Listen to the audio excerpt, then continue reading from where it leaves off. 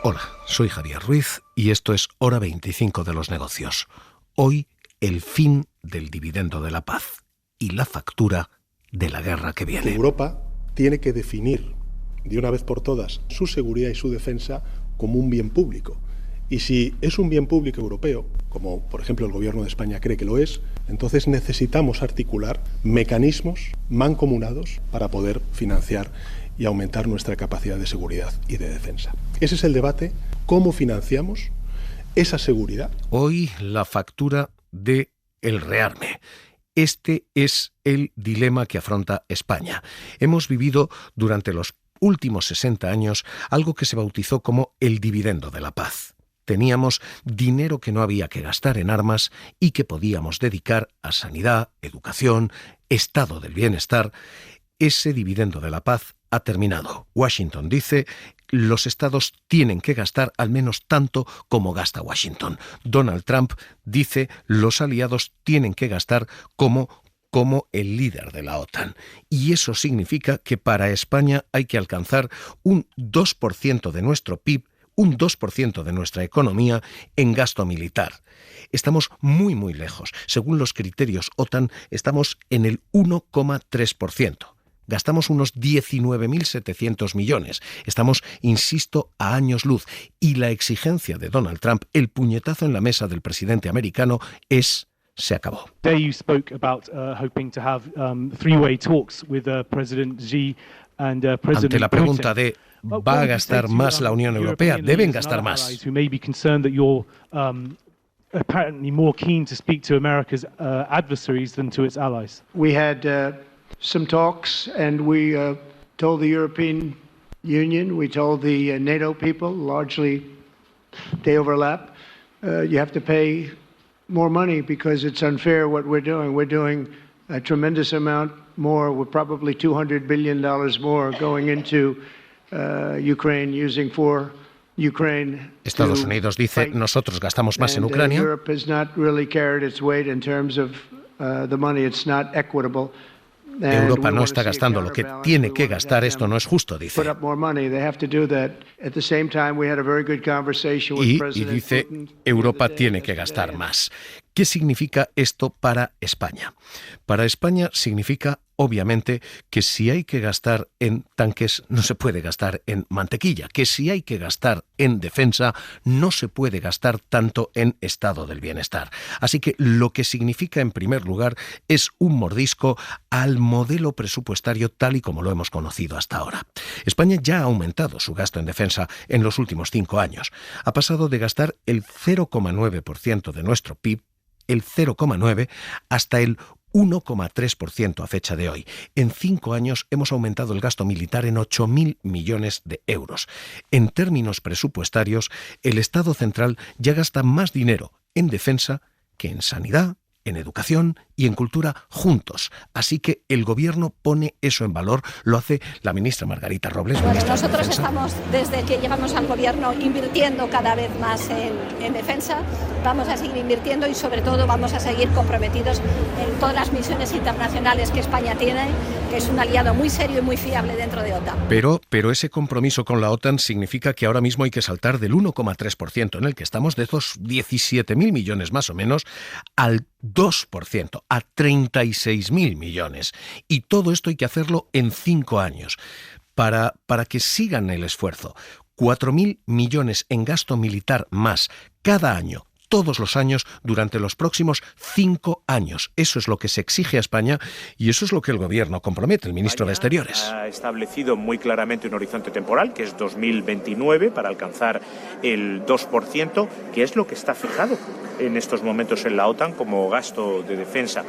Pero además siempre se habla de esa cifra a la que España está avanzando y se está acercando, y estamos incrementando nuestro gasto en defensa ya desde hace años. El Ejecutivo dice ahora que va primero y en principio, en primer lugar, a aumentar nóminas. Eso se cuenta ya como gasto militar.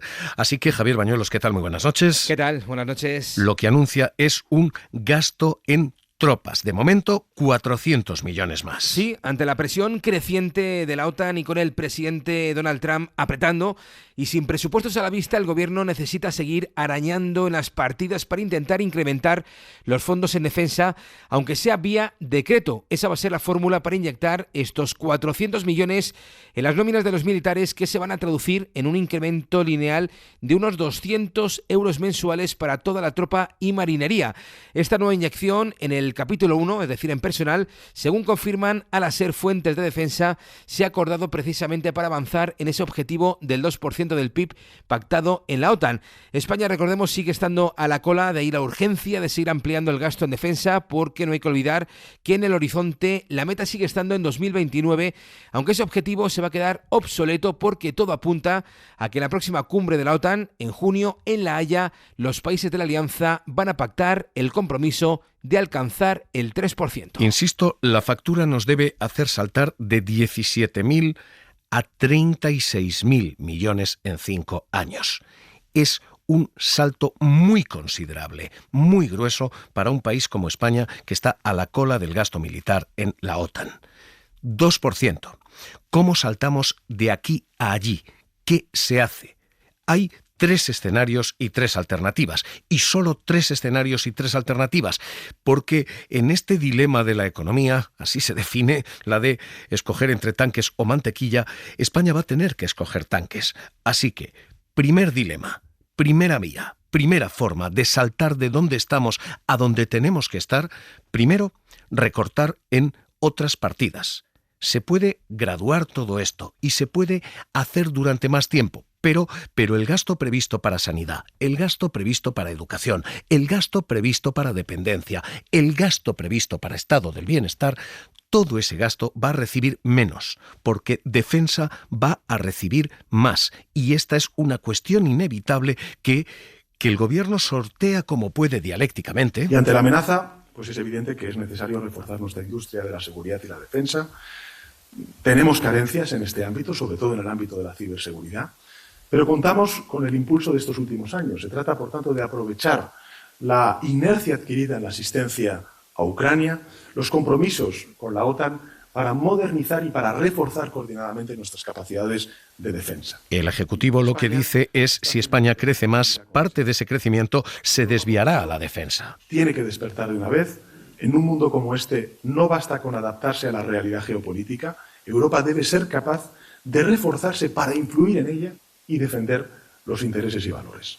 La segunda vía, el segundo canal, es no solamente el de tomar partidas que antes iban destinadas a otros territorios. Segundo canal es el de pedir créditos y diferir este gasto que hay que hacer urgente en cómodos fascículos a lo largo de los próximos años. El BEI, el Banco Europeo de Inversiones, tiene ya una partida duplicada para este tipo de gasto en defensa, y España está pidiendo ya criterios como flexibilizar las normas contables, los topes que se ponen al nivel de endeudamiento o al nivel de déficit que un país puede soportar. Es lo que pide el ministro de Economía, Carlos Cuerpo. Ya se incluyeron elementos de flexibilidad necesarios para hacer frente a estos enormes gastos en materia de defensa, en materia de inversión en defensa que vamos a tener en los próximos años, que ya se anticipaban. Estamos hablando de elementos relacionados con la seguridad económica, que son elementos de defensa, pero también hay ámbitos adicionales, ¿no? Para España es el elemento de la inmigración también muy importante. Tercera vía y tercera clave en todo esto, probablemente junto a las dos anteriores, porque quizás estas 3 no sean opciones, sino cuestiones simultáneas. La tercera opción es una solución de financiación conjunta, que no sea cada uno de los países el que soporta su nuevo gasto en la OTAN, sino que se establezcan, por ejemplo, en la Unión Europea, eurofondos, eurobonos para el gasto militar. Es algo que se pretende presentar del 20 al 21 de marzo y que el Ejecutivo sigue diciendo es probablemente una vía paralela. Y luego hay una tercera pata que va a ser también fundamental a la hora de financiar proyectos en un ámbito como la defensa, que es un bien público europeo, y es por lo tanto la pata de la financiación conjunta, la financiación común, que también tendrá que ser relevante. Lo que tenemos ahora mismo es, 1, un ultimátum americano para gastar más en defensa. 2, una realidad que acaba de chocar de plano con nuestro escaso gasto hasta el momento. y es que Estados Unidos se desentiende. Europa debe defenderse sola. Estados Unidos y Moscú, Washington y Moscú, Trump y Putin han decidido negociar bilateralmente y ese escenario puede romper la OTAN en lo geoestratégico, pero desde luego es sobre todo un problema en lo económico. Hay que gastar en lo que no se ha gastado. Washington mueve la línea de gol y de momento ha pedido un 2% de gasto a todos los países, pero es que Donald Trump está diciendo ya no un 2, ahora un 5%. Ese 5% significaría literalmente la quiebra del estado del bienestar en España. Parece más bien un argumento de presión, un argumento de negociación que un argumento realista, porque eso significaría engordar en 50.000 millones más el gasto. No llegar a los 36.000 de los que estamos hablando, sino a 79.000 millones. Y ese gasto significaría que España gasta más en defensa de lo que gasta la propia Estados Unidos. ¿Por qué? Porque España tendría que gastar un 5%, Estados Unidos está gastando el 3,4% de su presupuesto. En cualquier caso, este ya no es un dilema geoestratégico, este ya no es un dilema político, esto ahora mismo es una losa económica, la losa del fin del dividendo de la paz.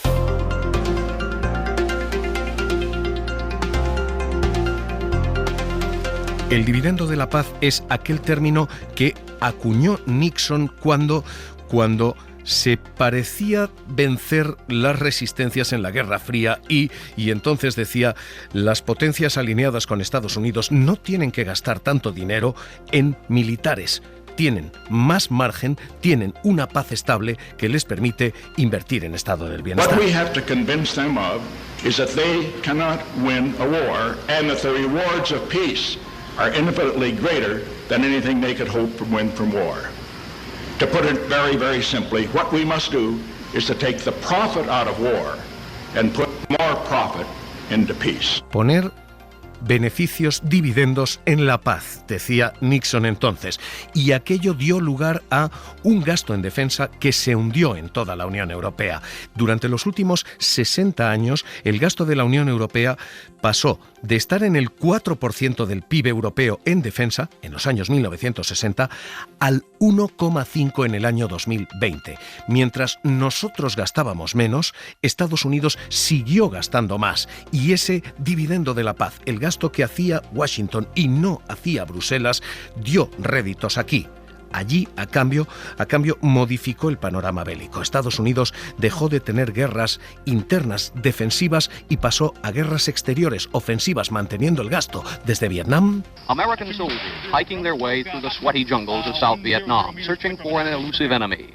The temperature is almost 100 degrees, and the jungle stifles even the tiniest breeze. The going is slow. There could be a Hasta la Guerra del Golfo, Estados Unidos mantuvo ese gasto militar y siguió actuando como policía global y en ocasiones como ofensiva global. Tonight, the battle has been joined.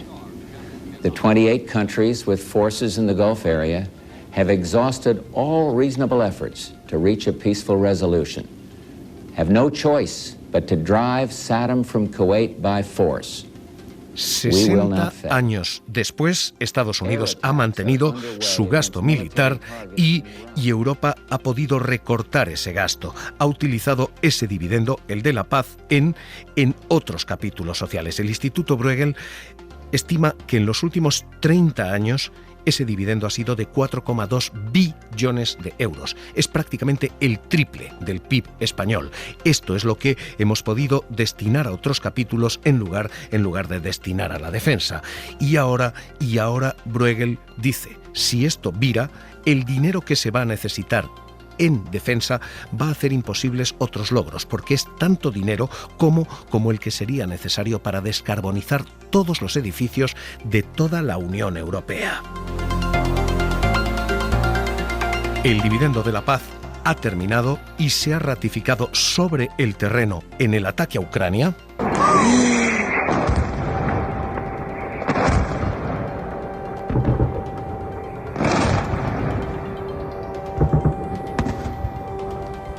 Y sobre el papel oficial con esta declaración de Donald Tusk, diciendo el tiempo de la paz y el presupuesto de la paz se ha terminado. Skończył się czas komfortu. To wszyscy wiemy. Todos lo sabemos, dice. Jeśli dzisiaj prezydent Stanów Zjednoczonych mówi o... Ha llegado el momento de más responsabilidad en seguridad y ese es un reto muy grande. Przez Europę, przez sojuszników amerykańskich większej odpowiedzialności za własne bezpieczeństwo. Traktujmy to jako... Así que la pregunta, en términos más allá de la geoestrategia, en lo puramente económico, es: ¿podemos pagar esta nueva realidad? Enrique Ayala, analista de la Fundación Alternativas. ¿Qué tal? Muy buenas noches. Buenas noches. ¿Podemos pagar ese 2%? ¿Podemos pagar el 5% que está sugiriendo Trump? ¿Dónde está el límite? La petición del 5% es claramente excesiva y responde realmente a una táctica que utiliza Trump en las negociaciones, que es empezar por decir una barbaridad o una amenaza que pretende intimidar a sus posibles interlocutores y después negociar la realidad. Ni siquiera Estados Unidos llega al porcentaje. El porcentaje que está gastando Estados Unidos en defensa actualmente es un 3,38%.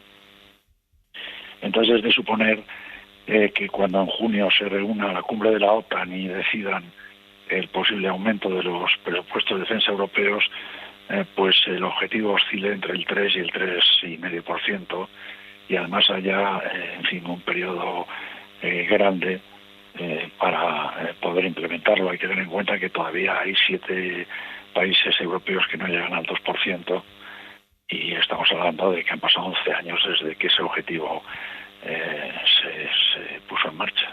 ¿Esto es gastar más o esto es gastar más en industria americana? ¿Esto es una cuestión de cifras o es una cuestión de a quién compramos armamento? Lo que no tiene ningún sentido es establecer un porcentaje igual para todos y sin saber exactamente para qué. Es decir, esto es una cosa completamente arbitraria, ¿no? Esto no se hace así.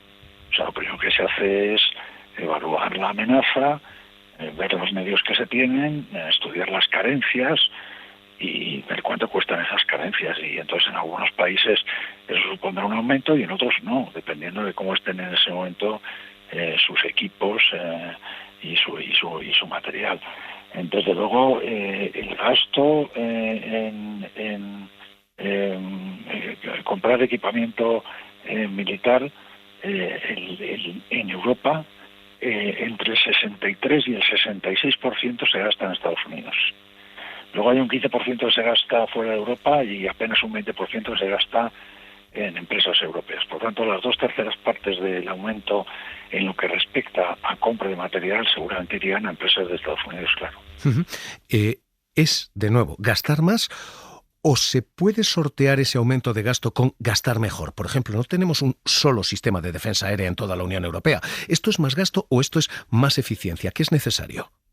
No, por supuesto. O sea, si estamos hablando de la Unión Europea, en 2023 gastó 313.000 millones de dólares entre los 27 miembros en defensa, mientras que la amenaza que se supone que hay que combatir con el aumento que se pretende ahora, que es Rusia, gastó 109.000 millones. Estamos hablando de más del triple de lo que gasta Rusia, que se supone que es la amenaza que habría que enfrentar.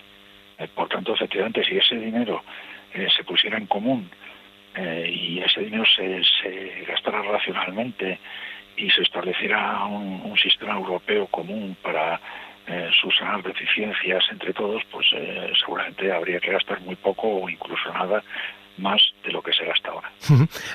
Hay un cambio en todo esto, lo estamos diciendo, y es que algo parece haber cambiado también la estructura de gasto de la OTAN.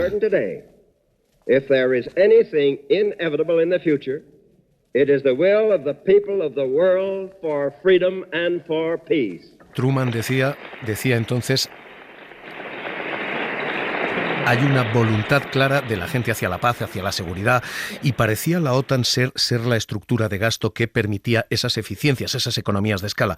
Esto, señor Ayala, Enrique Ayala, ha terminado ya. La estructura de gasto de la OTAN es historia. Bueno, es mucho más profundo que eso. O sea, el discurso de Vance en Múnich supone el fin del sistema liberal basado en normas liderado por Estados Unidos. Estamos asistiendo a un cambio histórico, no solo en el aspecto económico, sino en el aspecto político y geopolítico. O sea, lo que está haciendo la administración Trump, o lo que parece que pretende la administración Trump, es un cambio total de paradigma político de las relaciones transatlánticas e incluso de las relaciones políticas dentro de los estados. O sea, Vance dijo en Múnich que la reforma política que está haciendo Estados Unidos la deberían hacer también los países europeos y que si no se quedarían solos. Analista de la Fundación Alternativas, Enrique Ayala, un placer escucharle aquí en Hora 25 de los Negocios. Un abrazo. Encantado, buenas noches. Con esta gravedad, efectivamente, y con este sonido, el dividendo de la paz y la nueva estructura, también en gasto, ha comenzado. Y esa nueva estructura tiene ya ganadores al otro lado de la barra. Hora 25 de los negocios. Cadena SER. At Lockheed Martin, we're on a mission. Your mission. Compañías como Lockheed Martin se han disparado. Compañías en Europa como Rheinmetall hoy ha subido un 7% después de haber subido un 3% ayer. 31% ha ganado esa compañía de armamento en la última semana. At sea, in the air. Las compañías armamentísticas se están disparando. Víctor Álvar González, socio fundador de Next Finance. ¿Qué tal? Muy buenas noches. ¿Qué tal? Muy buenas noches, Javier. Con cierta lógica, ¿esto se va a sostener? ¿Ahora mismo las industrias armamentísticas se van a disparar? Sí, ya han empezado y bueno, está claro que no ha habido ninguna resistencia por parte de Europa a aumentar su presupuesto militar. La duda ahora es si se va a hacer con deuda mancomunada, si va a ser deuda de cada estado, si no sé por dónde va a sacar cada uno el dinero, pero el dinero se va a poner, y lo que sí habría que matizar es si todo el dinero va a ir a empresas de armamento europeas o se va a comprar armamento también en Estados Unidos para evitar que los aranceles sean mayores. Esto es una negociación económica. En esta negociación todo es posible y, claro, Estados Unidos pretende conseguir dos objetivos.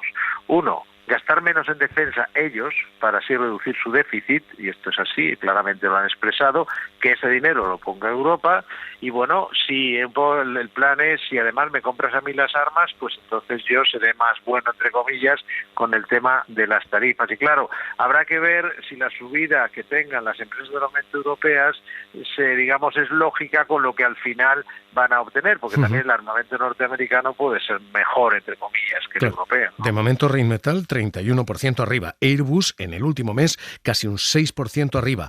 Al lado americano, sin embargo, el último mes es cierto que les había ido extraordinariamente bien a las armamentísticas americanas en los últimos tiempos, pero en el último mes han sido de números rojos. Esto, en principio, si hay más gasto europeo, habrá también más gasto en aquellas empresas, Lockheed, Northrop Grumman, ¿todas ellas van a dispararse también?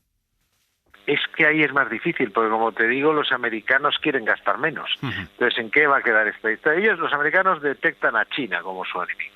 Entonces, ¿en qué medida quieren hacer drones o quieren hacer, gastar más en la CIA?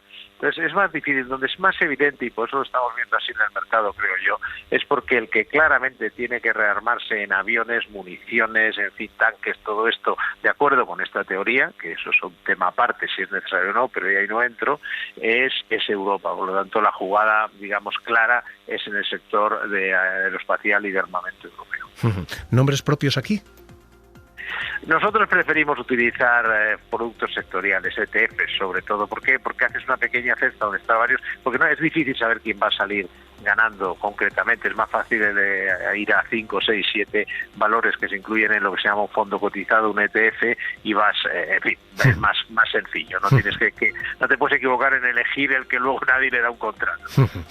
Víctor Álvar González, socio fundador de Next Finance, gracias por estar con nosotros aquí en la SER. Un abrazo. Muchas gracias a vosotros, Javier. Hoy, el fin del dividendo de la paz. Cerramos. Para no perderte ningún episodio, síguenos en la aplicación o la web de la SER, Podium Podcast o tu plataforma de audio favorita.